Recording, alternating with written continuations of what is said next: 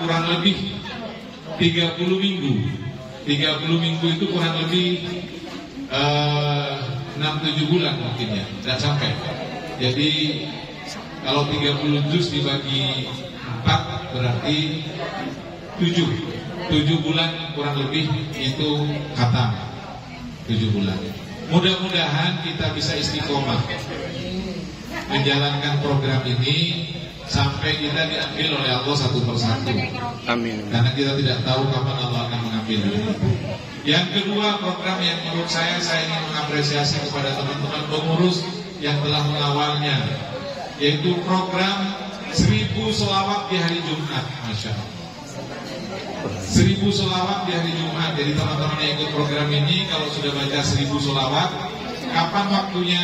Mulai dari Kamis maghrib sampai dengan batas akhirnya adalah ba'da asar hari Jumat.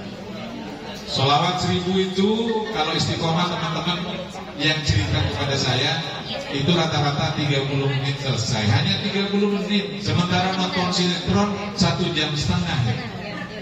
Ya, nonton bioskop 1,5 jam. Ini sholawat 1000 hanya 30 menit selesai. Dengan sholawat yang pendek, sholawat Jibril, sallallahu alaihi Muhammad, sallallahu alaihi Muhammad, sallallahu alaihi Muhammad, dan seterusnya. Ini luar biasa. Karena di hari Jumat salah satu amal yang fadilahnya luar biasa, selain bersedekah, membaca sholawat.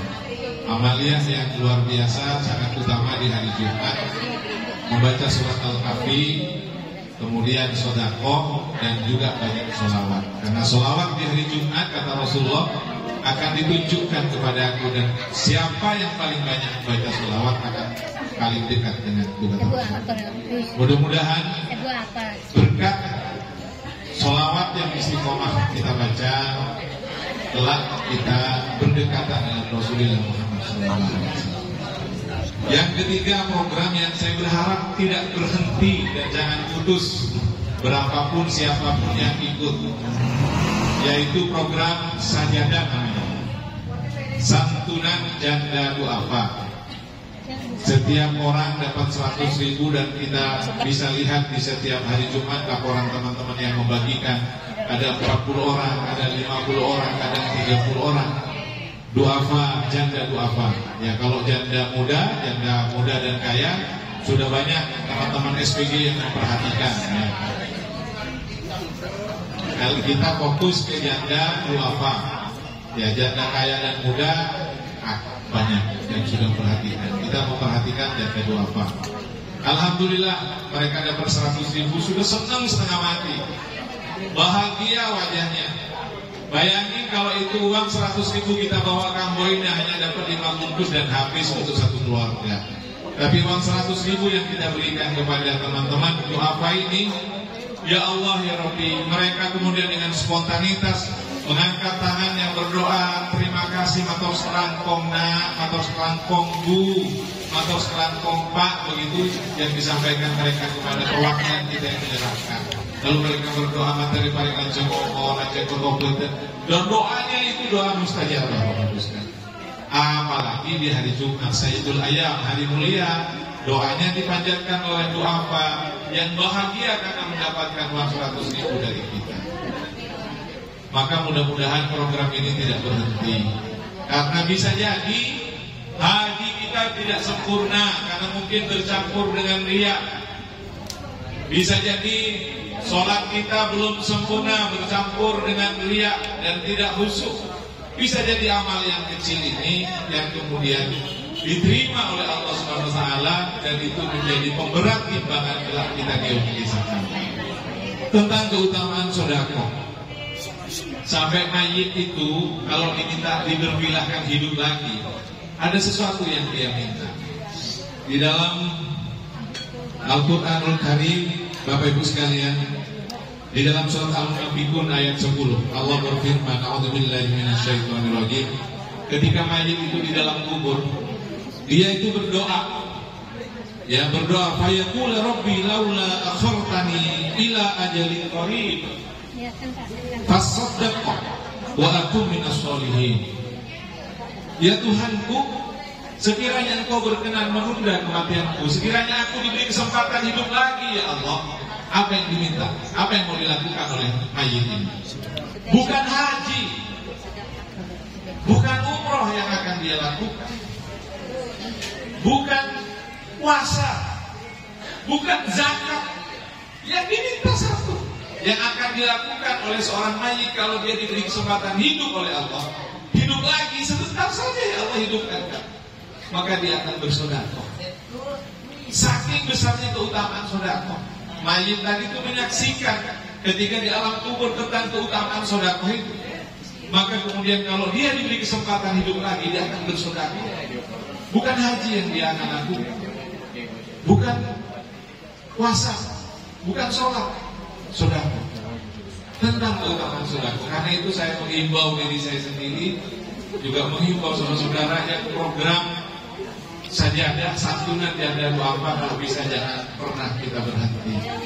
Ya, tidak punya 100, boleh 10.000, boleh 20.000, tidak ada batasan. Lalu persoalannya ada yang begini mungkin, tapi Molik, begitu kira-kira, Cimolik itu ditulis di grup yang nyumbang, sehingga riak nanti kalau ditulis di grup itu. Teman-teman sekalian, riak itu tidak ada hubungannya dengan amal itu nyata, nampak atau tidak nampak.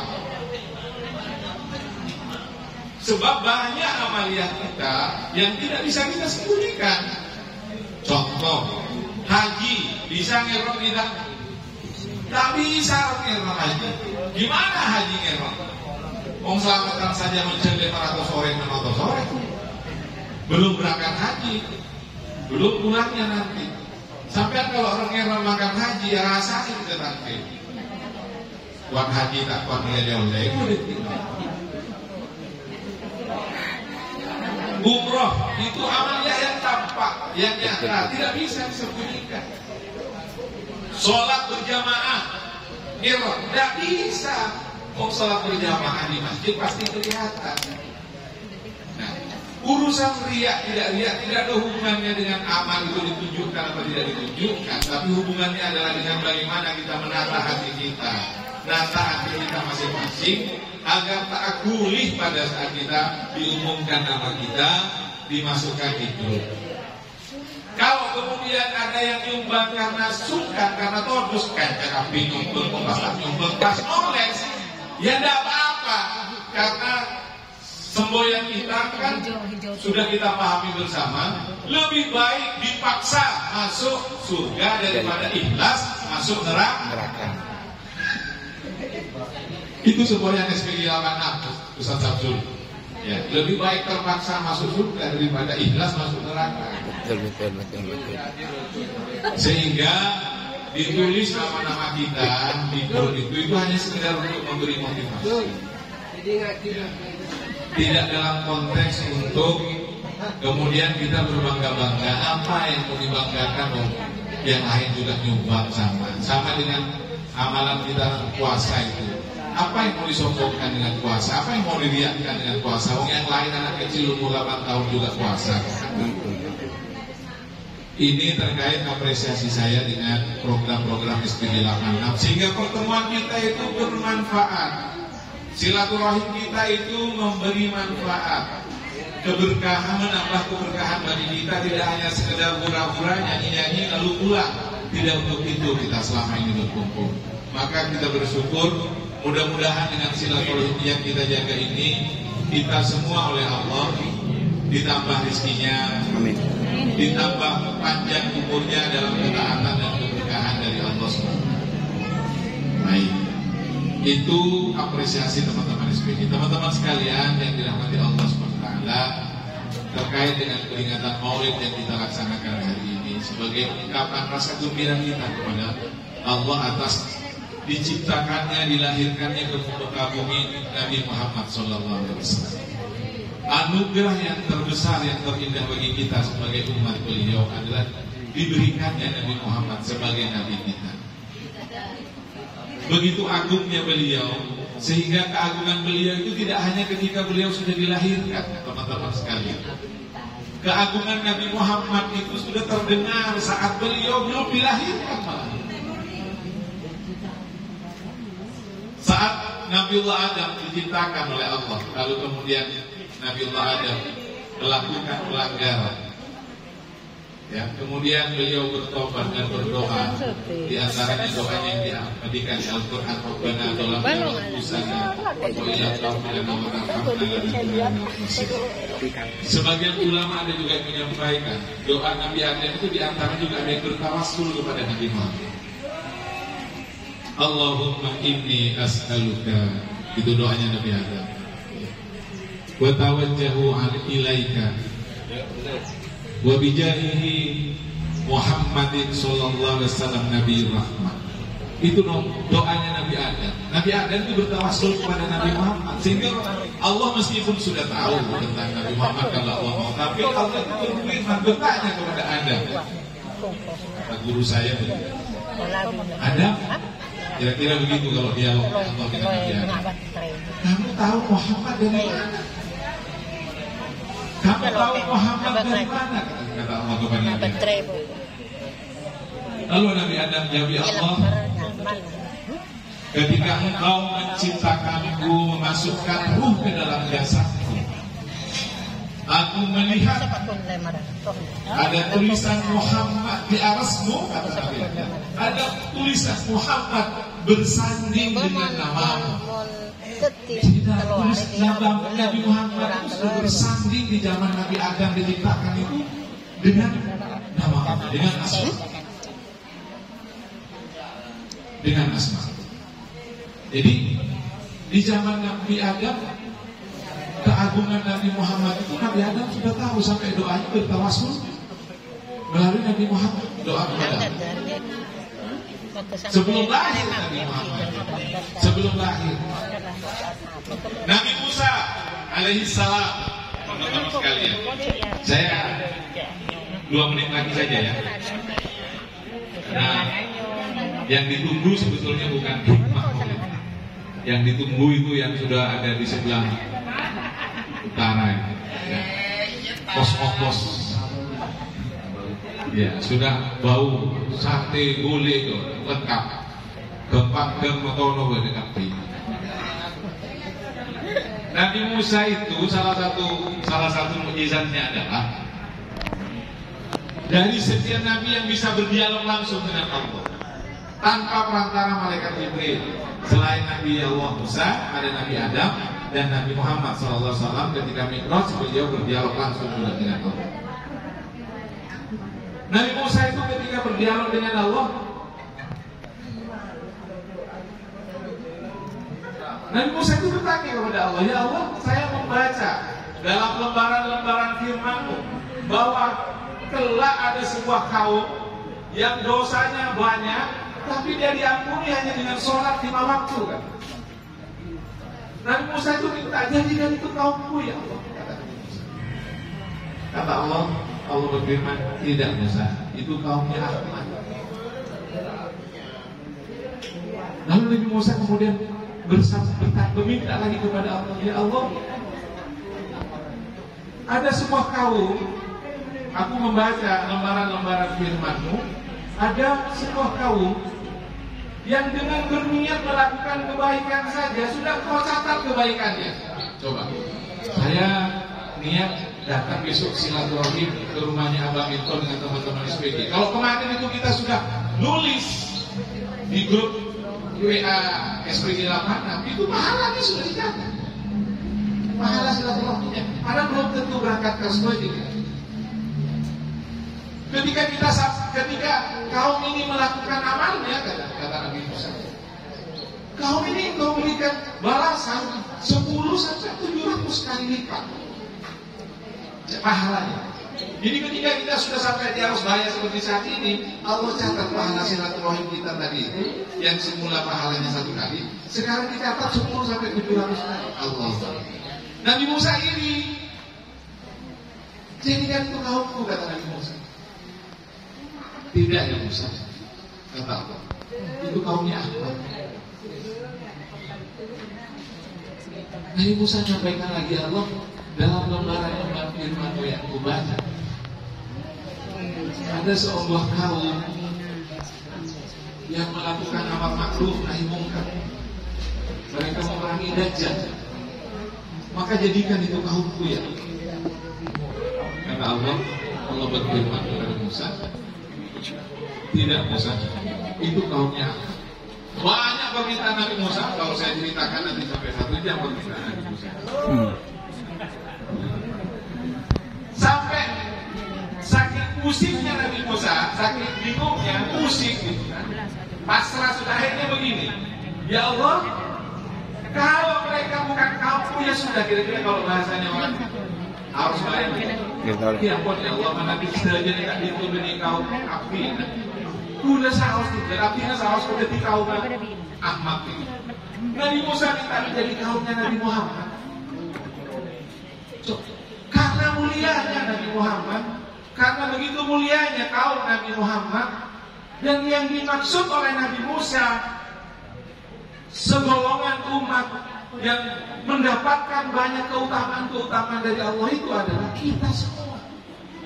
Maka kalau tidak gembira dengan kelahiran Nabi Muhammad, kita tidak bersyukur dengan kelahiran Muhammad, di mana letak terima kasih kita kepada Nabi Muhammad SAW?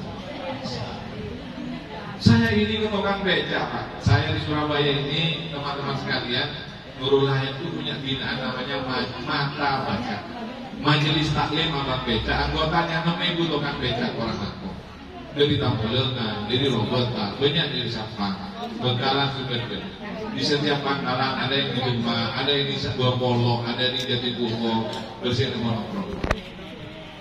Salah satu tempat penongkrongan tukang beca di Rungkut saya amati mulai bulan Rabiul Awal, bulan Molok di Madura, sampai pangkalan beca. Leman sedikit. Begitu kembali sudah bulan Mulut sudah selesai, saya di suatu kesempatan duduk bersama tukang beca, saya tanya, Cak, ini sampai bulan Mulut? Tadi mau ada dua, kemana? Tidak bisa. Leman Pak Mulit. Kalau apa? Kamu jaga itu. Mulai sebulan orang molot. Sebulan orang sebulan kolok dan anakku sebulan yang saja kolok ini kebahagiaan namu. Tukang beca itu mancal beca benar, lombolong hasilnya, kompol hasilnya hanya untuk menyiapkan ingin memperingati peringatan Maulid di sana. Masya Allah, saya ya Allah ya Rabbi, saya tidak ada apa-apanya dibanding mereka tentang cintanya kepada Nabi Muhammad. Sampai alat sebulan hasilnya elok-olok, begitu cintanya kepada Nabi Muhammad untuk mengadakan mulut. Karena kita ini dikasih rezeki lebih, kadang-kadang ada teh undangan datang kelok membeda mulut ini. Ya Pak Samsul. Kalau punya mulut perlunya torasol ke masjid begitu. Ini saya mendapatkan pembelajaran luar biasa dari Kanca Tukang Beca di Surabaya. Jadi kemuliaan Nabi Muhammad itu bukan hanya pada saat beliau sudah diciptakan dan dilahirkan oleh muka bumi, jauh sebelumnya. Sampai Nabi Musa meminta dijadikan kaumnya. Kalau ketika dilahirkan, Masya Allah luar biasa lagi tentang akhlak beliau. Ya Allah, kalau sama istrinya beliau itu luar biasa. Ya. Beliau itu juga tidak karena mentang-mentang Nabi terus serius, terus enggak. Kadang-kadang juga gurau beliau. Dalam sebuah riwayat disampaikan bahwa suatu saat Aisyah itu datang menemui Rasul. Kemudian disusul oleh istri yang lain beliau menghadap Rasul. Lalu mereka bersama-sama bertanya kepada Rasulullah, ya Rasul, siapa istri yang paling kau cintai di antara kami?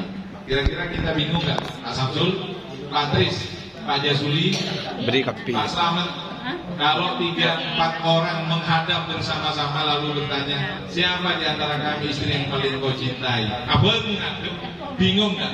Yang dikasih. Bingung. Kebelah si A nanti saya telok guru. Kebelah si B saya lain tunggu.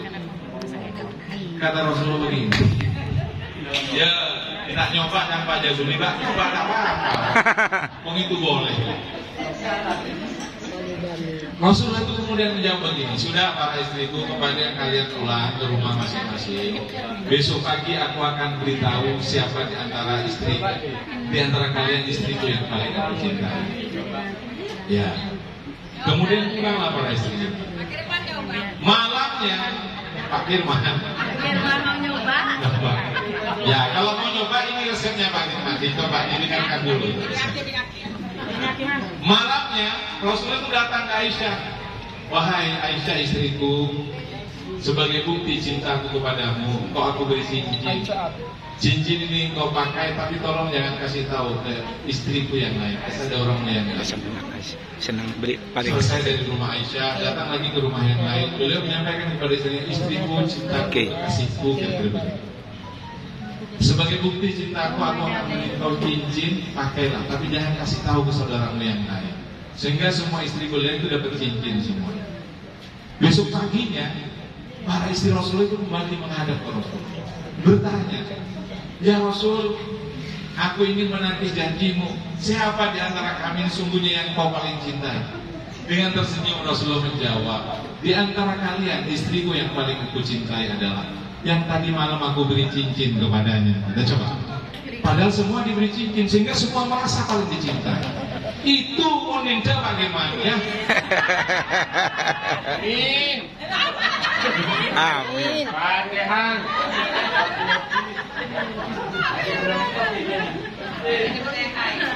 Itu luar biasa beliau tentang kecintaannya kepada kita, teman-teman sekalian. Ya Allah, tidak perlu lagi. Dalam sebuah majelis bersama para sahabat, Rasulullah menyampaikan kepada para sahabat yang sahabatku, aku rindu kepada saudaraku. Aku rindu kepada saudaraku. Aku rindu sekali kepada saudaraku. Sahabat menjawab, ya Rasulullah, bukankah kami ini saudaraku? Lah, tidak, kata Rasulullah. Enggak, kamu bukan saudaraku. Kamu itu adalah sahabatku. Kalian itu adalah sahabatku. Saudaraku adalah, kata Rasulullah, saudaraku adalah mereka yang lahir datang setelah aku tiada. Mereka tidak pernah hidup bersamaku. Mereka tidak pernah menyaksikan aku langsung. Mereka tidak pernah mendengar kalimatku langsung. Mereka tidak pernah berjumpa denganku langsung. Tapi mereka merindukan aku dan aku merindukan mereka. Siapa itu yang dimaksud? Aku merindukan mereka. Kita yang dimaksud oleh Rasul. Mereka yang hadir setelah aku tiada, kata Rasulullah, tapi dia iman kepada Allah dan iman kepada aku. Dan mereka merindukan aku pun juga merindukan mereka. Kita dirindukan oleh Rasulullah. Lalu sekedar sholawat 1000 saja banyak yang keluar dari grup. Lalu apa bukti cinta kita kepada Rasul? Iya. Di mana bukti cinta kita? Cinta itu, teman-teman, saya tanya, kalau kita semua ditanya siapa idola kita, pasti jawabnya Nabi Muhammad. Idola itu harus dicintai, nggak mungkin kita bisa mengidolakan seorang kalau nggak cinta. Dan cinta itu harus kenal. Coba dalam 3 tahun yang lalu Maulid saya sampaikan itu. Kalau ditanya nanya Pak Karno semua hafal nggak? Hafal. Megawati, Safa Guntur, Guru. Anaknya Pak Harto hafal semua. Coba namanya anaknya Nabi Muhammad. Ya, sip. 1. Siapa yang kedua? Si dihafal itu Aisyah aja. Fatimah, mohon maaf, yang dihafal Fatimah saja. Fatimah binti Rasul, yang lain-lain tidak hafal, tidak kenal sejarah hidup beliau. Gimana cinta mengenal aja enggak? Gimana Pak Firman bisa cinta ke bulan separuh kalau ketemu saja enggak? Iya.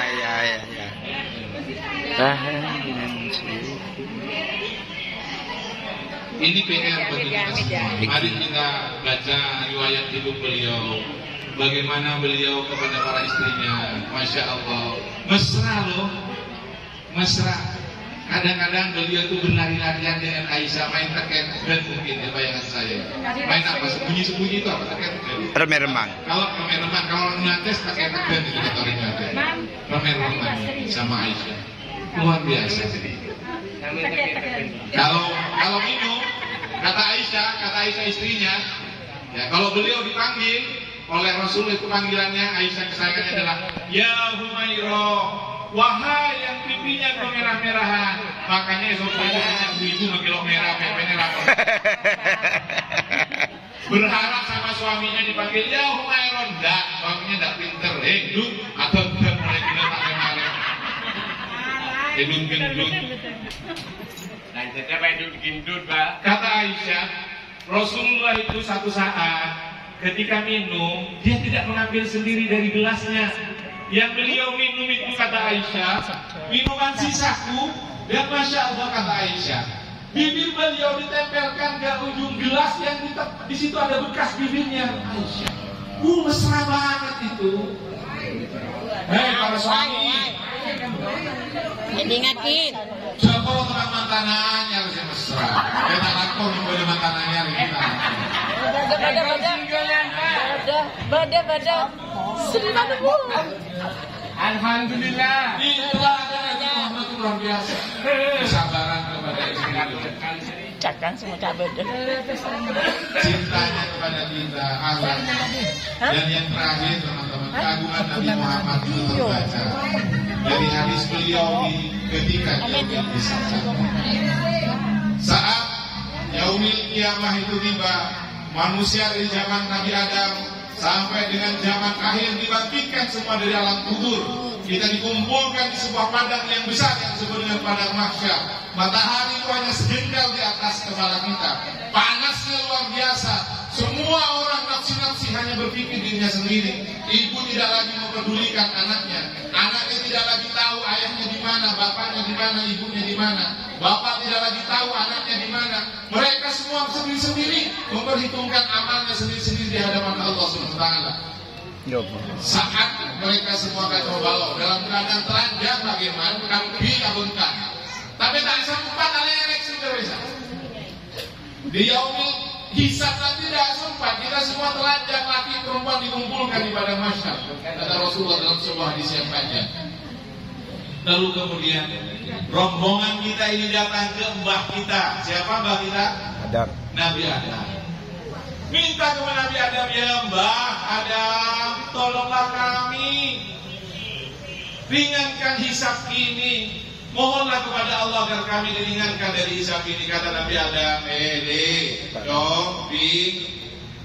bagaimana aku akan memohonkan kepada Allah, bagaimana aku memberikan syafaat? Aku sendiri juga pernah berbuat salah di hadapan Allah. Kita disuruh datang ke Nabi Nuh. Nabi Nuh juga berkata, bagaimana aku akan menolongmu, wong aku pernah melakukan sesuatu yaitu yang dilarang oleh Allah. Saya tidak boleh berdoa untuk anak-anakku, aku kok masih berdoa untuk anak-anakku. Datang saja ke Nabiullah Ibrahim, ayah dari para nabi. Kita datang ke Nabiullah Ibrahim. Nabiullah Ibrahim juga menolak, tidak mungkin aku juga pernah berbuat salah kepada Allah. Kita disuruh datang ke Nabi Musa. Nabi Musa juga menolak, aku pernah berbuat salah dengan menyentuh dan sedikit memukul saja orang itu mati. Mendekat kumi Nabi Musa mati orang. Berbuat salah di hadapan Allah. Lalu Nabi Musa menyuruh kita kepada Nabi Isa. Nabi Isa juga nggak sanggup memberikan pertolongan karena aku juga pernah berbuat salah, kata Nabi Isa. Kemudian Nabi Isa menyuruh kita datang ke Nabiullah Muhammad SAW. Di rombongan, di miliaran bahkan mungkin triliunan manusia yang berkumpul di satu tempat yang sama itu, ada seseorang sosok wajah dengan memancarkan cahaya yang paling terang di tempat itu. Beliau Nabiullah Muhammad SAW. Beliau kemudian datang memintakan pertolongan kita, syafaat kepada kita. Lalu kemudian kita oleh Nabiullah diambilkan. Di setiap kita didatangi oleh Rasulullah Muhammad SAW, kemudian kita umatnya ini yang paling banyak bersolawat lebih dulu akan diberi minum dari telaga beliau disebut dengan telaga Kausar. Dan Rasulullah bersabda, barang siapa yang sudah meminum air telaga Kausar, telaga ini, kata Rasulullah, maka dia tidak akan haus lagi selamanya. Bayangkan saat terik matahari berada di atas sejengkal kepala kita, haus luar biasa. Lalu ada orang yang paling sibuk saat itu. Suami kita tidak lagi peduli pada istrinya, istri tidak lagi peduli pada suaminya, orang tua tidak peduli pada anak. Ada seorang manusia yang luar biasa, yang lari ke sana kemari, paling sibuk di yaumil hisab nanti, yaitu mengambilkan air dari telaga Kausar untuk diminumkan kepada umatnya, yang tentunya juga paling banyak bersolawat kepada dia. Luar biasa. Pertanyaannya, lalu bagaimana kita mengungkapkan cinta kita kepada Nabi Muhammad? Teman-teman sekalian, yang paling sederhana ungkapan cinta kita itu adalah dengan cara memperbanyak baca sholawat kepada Rasulullah Muhammad SAW. Kenapa kita membaca sholawat perbanyak? Terakhir ini karena bau nasake tambahkan pistol. Bau nasake, bau SKU, orang itu benar. Tambahkan pistol. Teman-teman sekalian, kenapa kita harus memperbanyak sholawat? Begini, Allah itu memerintahkan kita sholat. Allah sendiri sholat apa enggak? Allah tidak sholat, tapi memerintahkan, mensyariatkan kita untuk sholat. Allah memerintahkan kita puasa, tapi Allah sendiri tidak puasa. Allah memerintahkan kita membayar zakat, Allah memerintahkan kita haji, Allah sendiri tidak menunaikan ibadah haji. Tetapi satu hal, perintah dari Allah yang Allah sendiri mengerjakan, saking pentingnya perintah itu. Di dalam surat Al-Ahzab ayat 33 kita sering mendengarnya. A'udzubillahi minasyaitonirrajim. Bismillahirrahmanirrahim. Innallaha wa malaikatahu yusholluna 'alan nabi. Ya ayyuhalladzina amanu shollu 'alaihi wa sallimu taslima. Sesungguhnya Allah dan para malaikatnya bersolawat kepada Nabi. Allah dan malaikatnya bersolawat. Allah itu bersolawat kepada Nabi Muhammad. Ya ayyuhalladzina amanu, wahai orang-orang yang beriman, shollu 'alaihi wa sallimu taslima. Bersolawatlah kalian, ucapkanlah salam dengan penuh penghormatan kepada Nabi Muhammad, dengan penuh penghormatan. Makanya saya gelisah, Abi Musaki, kalau saya pulang ke Srese itu sering saya mohon maaf di masjid itu, ngambil mic selesai tarawih lalu sedikit menyampaikan ke orang tua. Karena kadang sering terjadi kalau di daerah saya itu, ketika Bilal mengucapkan Allahumma shalli ala sayyidina Muhammad, boleh kan begitu. Anak-anak kita itu, dan itu tidak ada yang menegurnya. Bayangkan, nama Nabi Agung disebut lalu dibuat mainan oleh anak-anak kita. Mulai. Ya Allah, ya. Kita diperintah oleh Allah menyampaikan salam dan sholawat dengan penuh penghormatan. Ya Allah, ya. Maka banyaklah kita bersolawat, karena Allah dan para malaikatnya saja bersolawat. Sholawat juga rasa tanda cinta kita kepada Rasulullah. Orang kalau cinta itu namanya sering disebut, betul ya? Kalau kita cinta pada seseorang, nama kita, orang itu pasti namanya sering kita sebut. Karenanya dengan banyak bersolawat berarti itu sebagai bukti cinta kita kepada Rasulullah SAW. Yang terakhir, keutamaan solawat diantaranya doa kita itu akan menggantung, kata para ulama, di langit. Disampaikan di sebuah atsar, Bapak Ibu sekalian, selamat datang Bapak Haji Ahmadi. Doa kita menggantung, tidak akan sampai kepada Allah kalau tidak dihantarkan dengan hamdalah dan sholawat. Maka setiap kali kita berdoa, setidak-tidaknya diawali dengan Alhamdulillahirabbil alamin, Allahumma sholli ala sayyidina Muhammad wa ala ali sayyidina Muhammad. Ada yang panjang, sholatan tunji Nabi min jamil ahwali wal afat, dan seterusnya. Silahkan. Tapi sholawat ini penting sebagai pembuka pengantar doa kita. Jadi doa kita, doa sekecil sependek apapun, dihantarkan dengan hamdalah dan sholawat. Teman-teman sekalian, kalau semakin banyak saya menyampaikan, semakin kelihatan gobloknya saya ini, semakin kelihatan bahwa saya ini tidak berilmunya. Makanya cukup saja ini saja bisa sampaikan. Mudah-mudahan seluruh kegiatan program SPG 86, ya, khatmil Quran, one week one juz, 1 pekan 1 juz, program 1000 sholawat di setiap hari Jumat. Mudah-mudahan bisa dilanjutkan bukan hanya hari Jumat. Sekarang sudah dilanjut setiap hari Senin. juga ada program 1000 sholawat. Yang sudah 1000 sholawat lapor di grup. Sekali lagi, kalau lapor di grup bukan untuk riya. Mari kita jaga hati kita masing-masing, ya, bahwa itu disampaikan hanya karena saling memotivasi, ya, saling mengajak, ya, saling memberikan semangat kepada teman-teman yang lain. Saya kira demikian. Terima kasih kepada grup Al-Karomah sebelum saya akhiri yang telah melantunkan sholawat kepada Rasulullah Muhammad SAW dan memimpin kita pada saat tadi mahalul qiyam, pada saat mahalul qiyam. Dalam sebuah hadis riwayat Abu Daud, Rasulullah bersabda, tidaklah seorang umatku yang menyampaikan salam kepada aku, kata Rasulullah, kecuali ruhku dikembalikan oleh Allah untuk menjawab salam umatku. Maka kenapa kita oleh para ulama-ulama kita diajarin mahalul qiyam, sallallahu ala Muhammad. Itu kita berdiri karena pada saat itu kita meyakini Nabi Allah Muhammad hadir di majelis ini. Hadir di majelis ini. Karena tidaklah seorang umatku menyampaikan salam kepadaku, kata Rasulullah, kecuali Allah mengembalikan ruhku untuk menjawab setiap salam. Jangan bayangkan, kalau yang kemudian sholawat banyak, Bengkalan, Eros Kojo, itu gimana Rasulullah menjawabnya? Itu sudah bukan wilayah pikiran kita. Karena roh Nabi Muhammad bisa hadir di majelis ini. Demikian Bapak Ibu sekalian, teman-temanku alumni SPG 86 yang paling banyak bicara pasti banyak salahnya. Karenanya saya mohon maaf yang besar-besarnya bila ada hal yang kami sampaikan ini kurang berkenan di hati Bapak Ibu sekalian. Sekali lagi terima kasih kepada Abah Minto, kepada teman-teman yang bersedekah, kepada teman-teman sampai tahu yang direbut tadi malam, yang tadi kita rebut waktu mahalul qiyam, yang loncat-loncat itu. Ada yang memang mengkritisi maulid kok ada pura-pura. Itu bahasa filosofi. Ini ungkapan rasa gembira dengan kelahiran Nabi Muhammad, gembira gitu. Tidak boleh sedih kita, jadi gembira, kita itu senang. Maka kesenangan itu diungkapkan dengan arpu tadi itu, arpu Indomie goreng, arpu macam-macam. Dan itu mohon maaf, sampean kalau kalian nyantol, kalau kalian ngalah, semasak malam aja kata Bengkalan, telepon 12 malam sebelah.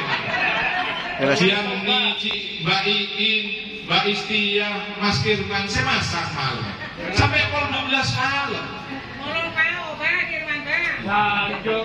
Maka saya juga mumpung ada kesempatan berterima kasih kepada Abang Musaki, Abang Taufik, Mas Amin, Pak Bardi, Pak Sapi, suami Abang Musaki, suami dari teman-teman kita. Kalau tidak ridho di pertemuan-pertemuan seperti ini, tentu tidak akan boleh datang. Saya bersyukur dan berterima kasih. Bahkan ada yang menemani, yang sering itu. Yang sering Pak Sapi menemani ya, meskipun bukan alumni SPG 86, nggak apa-apa. Senang kita, Pak Taufik, Pak Amin, Pak Bardi, Bu Ida juga sering menemani suaminya, ya kan? Suaminya Mbak Sri Panemu sekarang udah hanya Sri Panemu. Ya, mudah-mudahan barokah rumah tangganya ya. Amin amin amin amin amin. Rumah tangga. Ya, Abah Ahmadi ini malah datang sekalian biasanya malah. Ini luar biasa. Kalau dari saya bayangin kalau ada acara silaturahmi begini, para suami tidak mengizinkan, itu bisa kebayang betapa tersiksanya hati para istri yang menjadi teman-teman kita ini. Mereka ingin silaturahim dengan teman-temannya, tapi tidak. Tapi alhamdulillah. Ya, terima kasih Abang Musaki malah menyediakan grup hadrahnya sekalian. Ini luar biasa. Support bagi teman-teman SPG 86. Ya, beliau hadir. Dulu saya surprise kejutan ketika beliau mau ikut ziarah Wali 5 dulu. Mimpin tahlil di beberapa tempat ziarah kita di di Sunan Giri, di Sunan Ampel, itu alhamdulillah. Ini pertanda mudah-mudahan kita ini memang acara kita silaturahmi kita ini mudah-mudahan memang mengarah kepada kebaikan. Amin. Amin amin. Demikian Bapak Ibu sekalian, teman-teman sekalian, kurang lebihnya mohon maaf. Ihdinas siratal mustaqim. Wallahu muwaffiq ila thoriq. Wassalamualaikum warahmatullahi wabarakatuh. Waalaikumsalam warahmatullahi wabarakatuh. Talakong Abang Musaki.